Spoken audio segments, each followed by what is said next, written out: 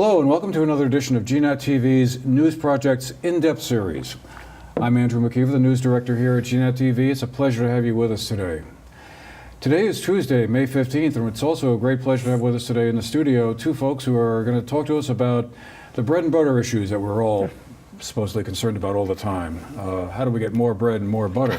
Economic development in Southern Vermont. With us today, we're pleased to welcome Sarah Lang, who is the project manager for the Southern Vermont Economy Project, which is a program run by the Brattleboro Development Credit Corporation. The Brattleboro Development Credit Corporation is a private nonprofit economic development organization based, obviously, in Brattleboro. Also with us today, we're pleased to welcome back Jonathan Cooper, who is a Economic and Community Development Specialist with the Bennington County Regional Commission. And thank you both for making the time out of some busy schedules to be with us today. Of course. Thank you, so economic development in Southern Vermont has been kind of a big issue, well, probably forever, but certainly since 2015 when the Southern Vermont Economic Zone Report was released and highlighted some major problems that were in place at that time with the economy of our area. And just to kind of frame that up a little bit, let me just read the introduction that went along with that report. It started off by saying, Southern Vermont is in trouble. Its population is declining and aging. Tourism has not recovered from pre-recession levels.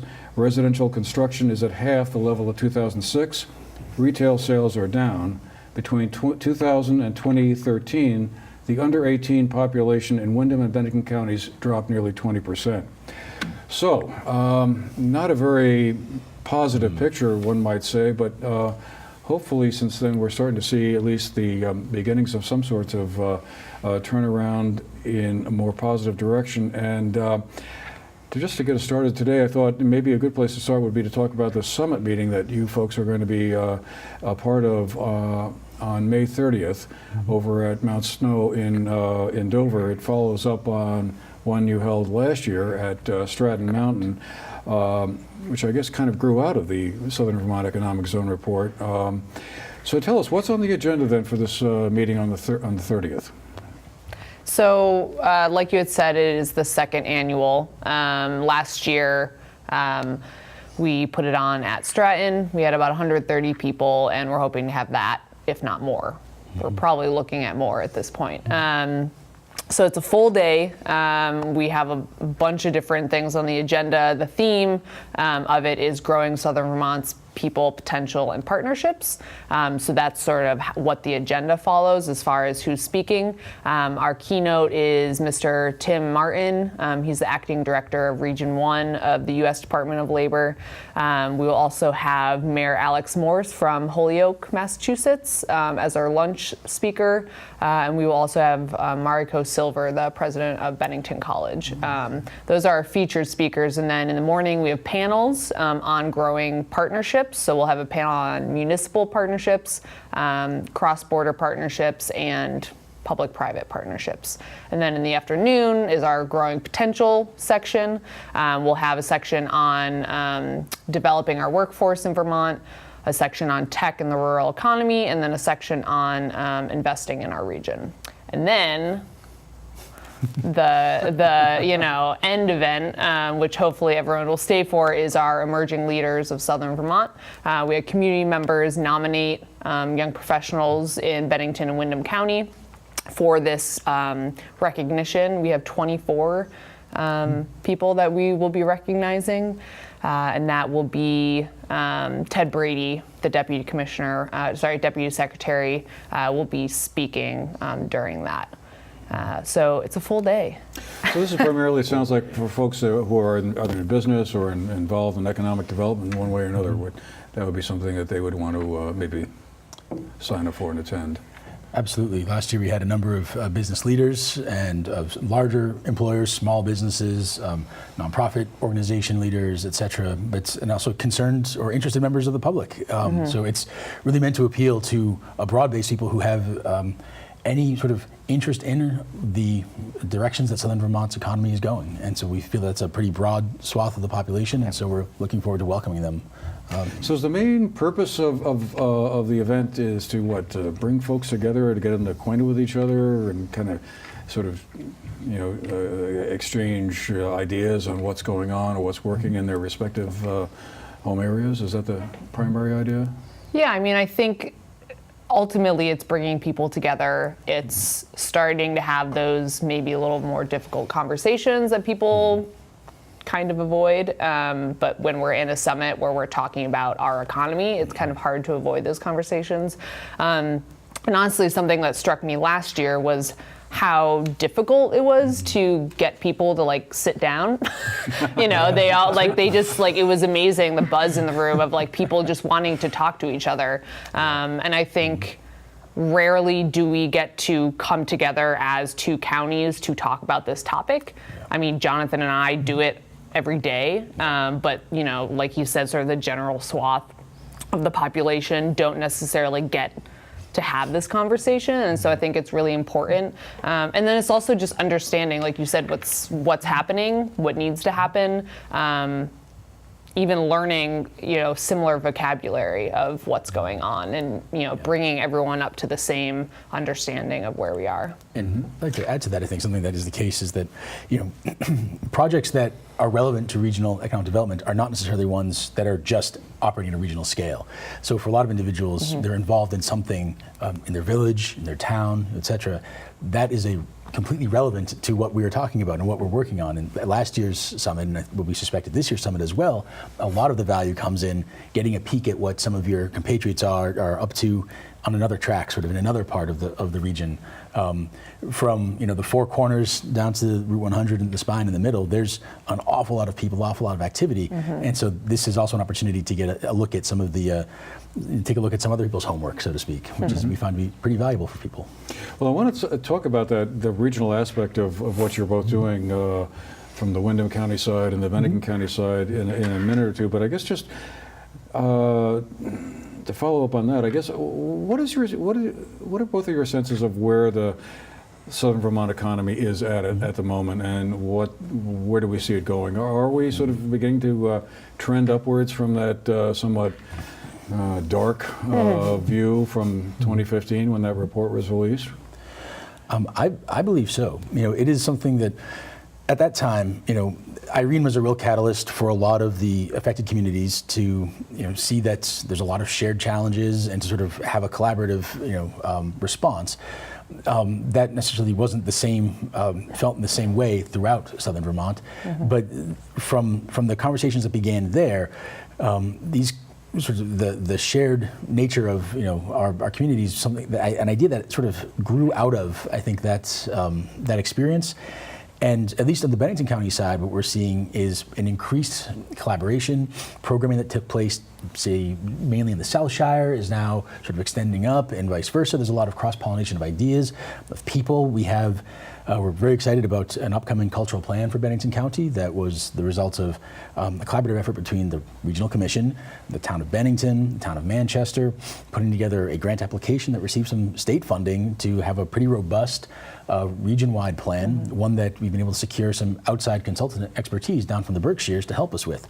And so those sorts of conversations don't just happen because someone has an idea. They happen because people had, conversations leading up to it, that when there weren't things at stake, people were getting to know each other, we're getting to have some organizational, complementary activity, and that's really where a lot of these things grow out of. That's from a cultural perspective with respect to that plan, but we see our employers having a little more confidence in approaching Montpelier with ideas to draw down some state funds to support some of their workforce development efforts, some of their growth and expansion efforts, and they've been successful in doing so. The last year alone, over $600,000 has come down from Montpelier to support some of our workforce training at our largest employers, and that's something that we feel really good about, that shows us that our employers are committed to their workforce here, they're committed to their prosperity and opportunities here and developing them here in Bennington County. And we're happy to do all we can to support that, for sure. And sort of an unofficial slogan that we say is we're winning at losing. Sort of tongue in cheek, but the state looks at some of the stuff we've been doing in Windham County as models for the rest of the state in economic and workforce development. So even though we are in this sort of dire position, we've had again, a lot of collaborations coming together to really, start working on those difficult problems and finding innovative solutions for that. So, right now the outlook isn't, where we're at isn't awesome, but we're working really hard and coming up with some really awesome solutions. So check back in 5 years. Well, one of the keys to all of it seems to be this idea of a comprehensive economic development strategy, or SEDS, I believe is the acronym. What is a SEDS? What, when we say comprehensive economic development strategy, I mean, I think most people could sort of roughly kind of guess at what that means, but what does it mean on the ground level? I mean, how does one execute a SEDS, and what happens? So I'd be happy to, yeah. So start? I'd be glad to. And again, we'll check back in 5 years and see how it's all gone. Right. So I think, broadly put, the SEDS is there to answer sort of three questions: the where are we, how do we get here, where do we want to go, and how do we get there? And the way that sort of takes shape is that the sort of initial component is a strategy committee, sort of a steering committee that comes together, that has broad representation of the socioeconomic elements, so businesses, nonprofits, public sector. You want to have some people who are really committed to this process, that have been sort of getting to know each other and getting to know one another's knowledge base for some time. And so we have, for Southern Vermont, it is the members of the Regional Economic Development Group, RED Group here in Bennington County, and members of SEVEDS, and Southeastern Vermont Economic Development Strategies Board in Windham County, will be working together. So we'll have approximately 30 people in the strategy committee. And the rest of the strategy really gets filled out through a whole lot of public outreach and some data analysis. And the idea is that we'd be having public meetings. We're hoping to have a set of 3 meetings at 5 locations. So each location around Southern Vermont has a full suite of 3 meetings to sort of secure from people what they see their assets of where they live. What do they see as the assets of living here, of doing business here? And from there, sort of presenting back to the public, reporting out some data analysis that comes from public sources, private sources, and then also from their input. And then sort of beginning to articulate some strategies for that. How do we get there? Where do we want to go, and how do we get there? So that we don't just have goals that sound nice or look good on a piece of paper, but that you really get a matrix, an actionable matrix of what do we want to do and who's responsible for these actions. The SEDS then sort of lives as like a 5-year shelf life, and right now Windham County has an active SEDS that's in its final year, its 5th year, and organizations throughout the SEDS region every year submit sort of projects to a ranking committee that of the SEDS board sort of members, where they are attempting to show how their projects most well align with the stated goals of the SEDS. So it becomes a bit of a lodestar for how projects can intelligibly get towards the sort of stated goals of the region. And I think that Sarah may have a lot more to say, as she did a lot of work with the project committee and the ranking this year, and I'm sure be interested to hear more about that. Yeah, so like you said, Windham County is currently in their last year of their comprehensive economic development strategy. We were invited by, at the federal level, to do a joint SEDS.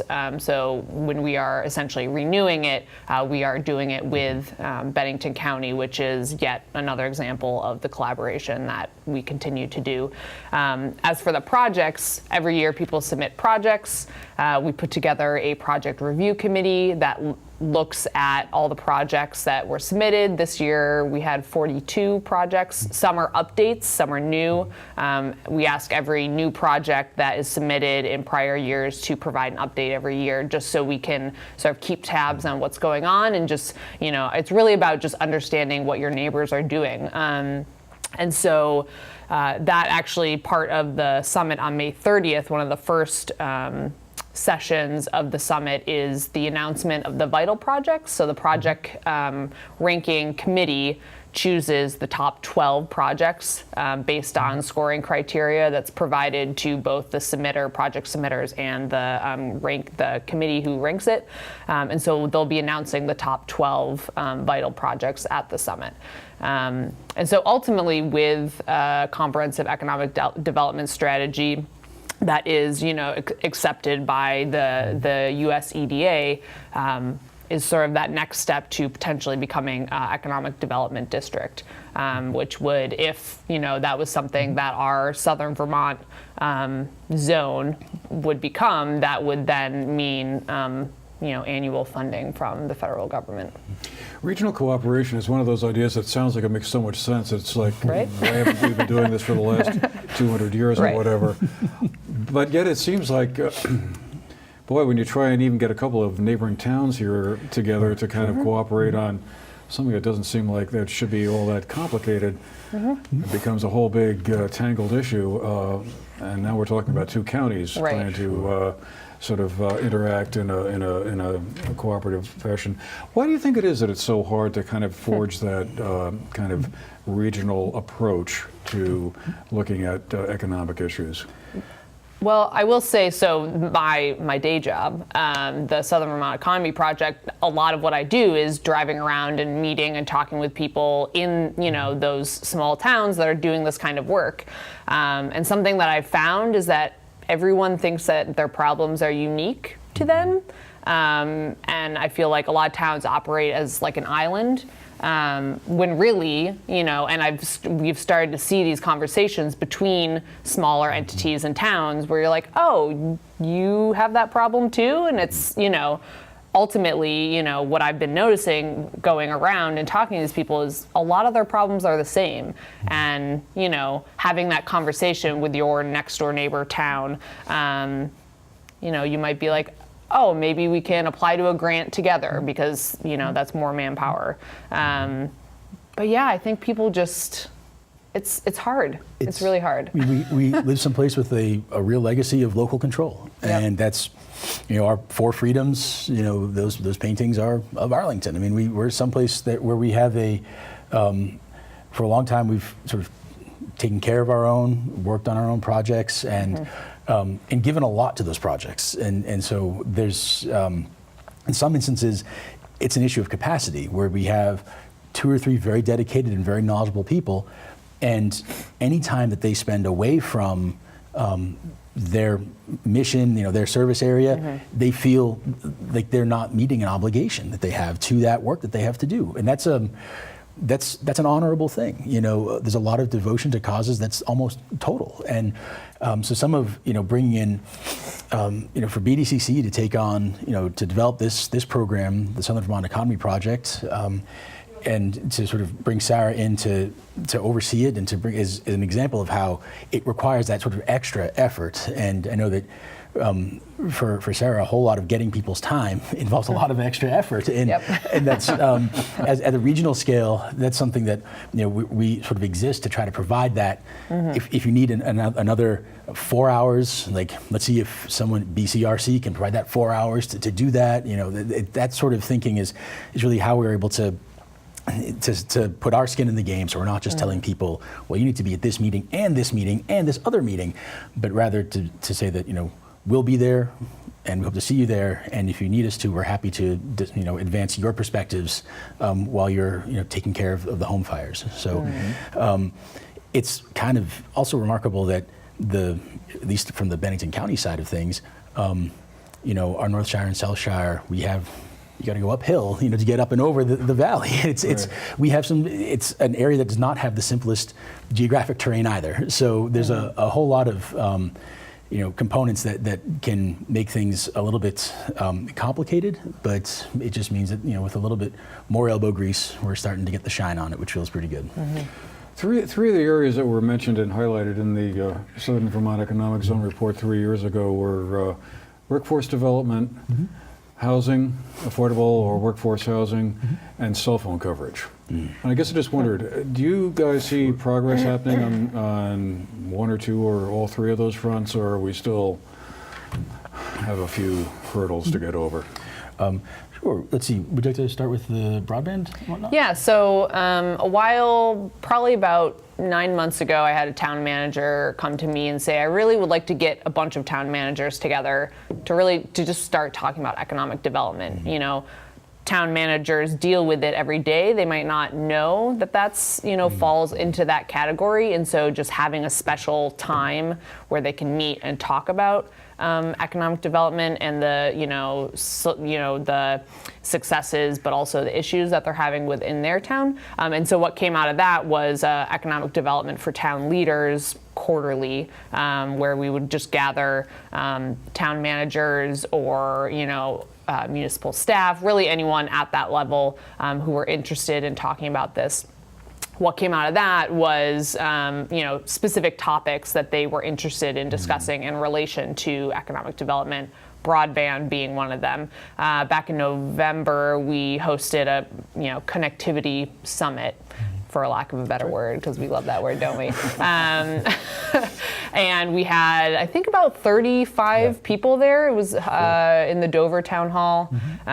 We had Clay Purvis come down from Montpelier to talk about sort of the state level, where they're at as far as what they're working on. And then we had some case studies. We had a woman from EC Fiber from the Upper Valley come and talk about sort of what their methods were to getting this sort of community-run broadband, as well as some other local towns that haven't made huge bounds, but the fact that they have a committee to even talk about broadband is like a huge step in that regard. And so as far as the actual coverage, I don't know, but I think we talk about it more and more and more, and the more we talk about it, and actually basically the message that came out of the Connectivity Summit was, no one's going to do it for you. You need to activate, you need to get your community together, you need to put a committee together such as Reedsboro has, or I believe Dover has, and you need to start asking at the state level for some assistance and help. Yeah, we've seen, to piggyback off of that, we had a Representative Welch was in Bennington at one point, maybe a few months ago, and sort of the young professionals group, Bennington Young Professionals, had gathered together sort of a roundtable to speak with him about some of the issues that they see, and coverage was the primary topic. And so we know that we have an important tool in advancing the cause of bringing younger people to Vermont, retaining our younger people in Vermont. We have an important issue that matters to them, and so that's something that we have a good dialogue, with our at the state level, with our federal, delegation, and how important it is as we try to build out that demographic, one that obviously was identified in the report as one that we're losing. That dovetails nicely with some workforce development issues and some housing issues, and with respect to workforce development, I think across Southern Vermont, we're seeing a good level of engagement with our employers. It's always been job number one to them to secure talent and to bring that talent to the area so that they can continue to be competitive and prosperous here in Southern Vermont. It's one example of just how we feel that a regional approach makes sense here. BDCC, BCR, so we work together. One of the recommendations actually out of the report had to do with a marketing recruitment sort of strategy.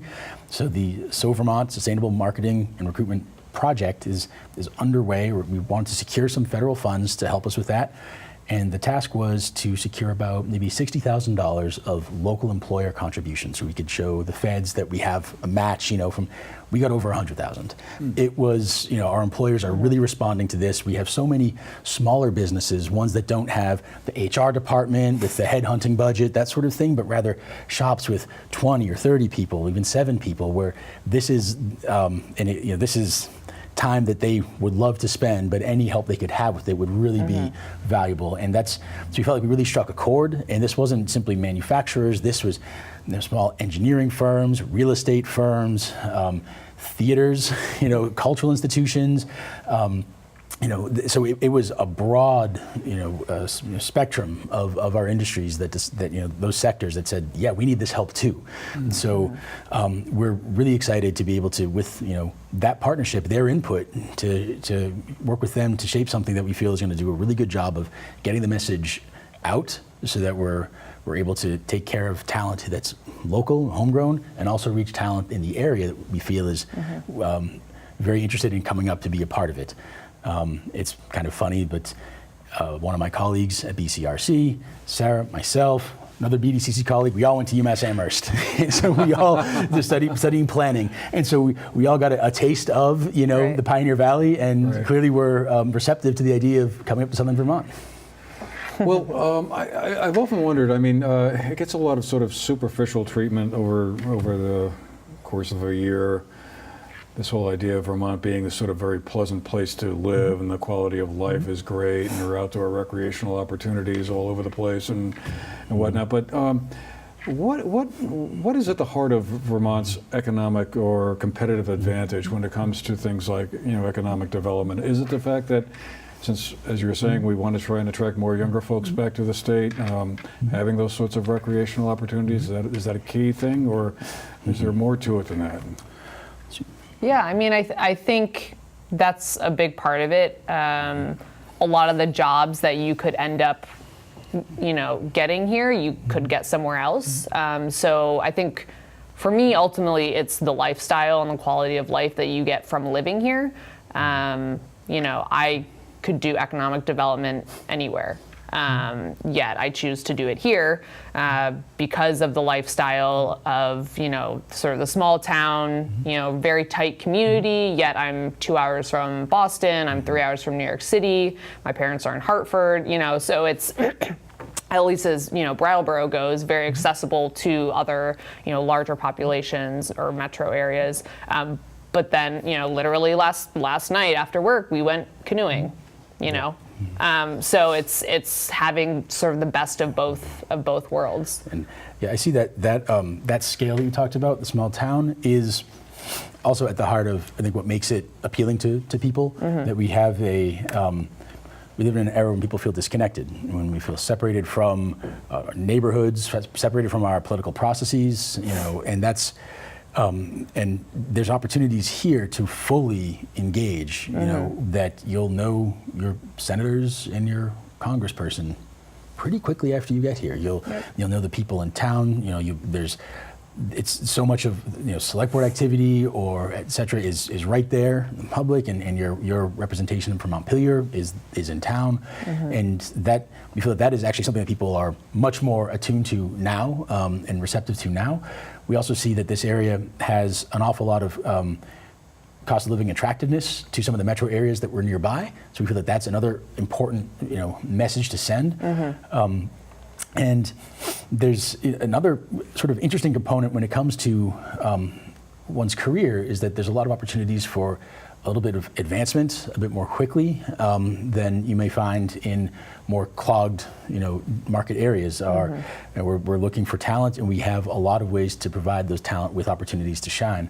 And lastly, I'd say that one of the things that is kind of really sort of remarkable, for instance, over in Windham County, there's a big chunk of the registered B corporations or benefit corporations that exist in the state. There's many of them over Windham County.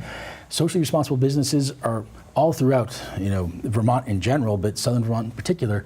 And so we feel that people that want to have a more intentional relationship with their marketplace have a lot of opportunities to do that here. And that kind of intentionality is a real asset, something that I see in the culture here. And people go out of their way to keep things local. People want to, they have, whether it's in the marketplace or whether it's sort of in other examples of bartering and trade or exchange of goods. It's something that is really an important part of life here, and that that speaks to people pretty quickly. And if we can get that message to the right people, the people that we know are receptive to that, we feel like we'll have a really good opportunity to show them something that they won't be able to leave behind. Yeah, and just to piggyback off that, from my personal experience, I've been in Southern Vermont only a year. I'll never be a native, but but something that something that I didn't know about, working in Southern Vermont that I now do is something like Jonathan mentioned, which is like you have the ability to affect change like extremely quickly. Within 4 months of me having this job, I was asked to be on a statewide task force that the governor put together. I work with a state representative. I live down the street from a state senator, and every board needs a member in this area, and so you are able to get on those boards and start helping them make decisions and make changes in sort of the positive direction. And had I been working in Boston, I would be pushing paper still probably, but here I'm on being interviewed about economic development. I'm at GNAT, exactly. We're pushing papers with a nice view. Yeah, with a nice view, exactly. So it's just, I think can be very appealing to people, and I didn't know that before I moved here, so wanting to get that message out of. Agreed. Yeah. Yeah, well, I often wonder about the same thing, because it seems like there may be some signs of the great urban migration of the past 10 years, where large cities really seem to be beckoning to folks of your generation to come and live there, and that's where all the excitement was, where the job opportunities were, where things were happening. Rural areas of the country seem to be just sort of lagging way behind. And I guess I kind of wonder when you read reports like I was reading this morning about Boise, Idaho, all of a sudden being a hot spot because it's so much less expensive to live there than it is in San Francisco. That, well, maybe that's finally being turned around. I mean, who would have thought Boise, Idaho would have been the cool place to go, right? No, it's absolutely the case. I mean, we feel that the real estate element, that whole component. I speak to friends of mine who live in Boston, and it's just not possible. And we, if a time comes when you wish to have a house and have a place for your children to live, there's an awful lot of real good, compelling arguments that can be made from being able to walk to an optometrist, a place you can get some socks, you can get to the post office, and that's a lot of towns in Southern Vermont throughout the state. And so that message is one that people will certainly be receptive to. Yeah. All right. Well, we're going to have to leave it there for now, but we'll be at the Summit Conference in Dover on the 30th, so we'll probably have a chance to talk with you both again at that event and kind of hear what goes on there. Certainly an interesting and very impressive list of people and organizations that are going to be attending it. So it's the Boise of the East, Andrew. The Boise of the East. Hey, we've come up with a new slogan here. All right. Well, thank you both, Jonathan Cooper and Sarah Lang, for being with us today, and thank all of you folks as well for tuning in. Hope you've enjoyed the show, and we'll see you again the next time. Have a great day.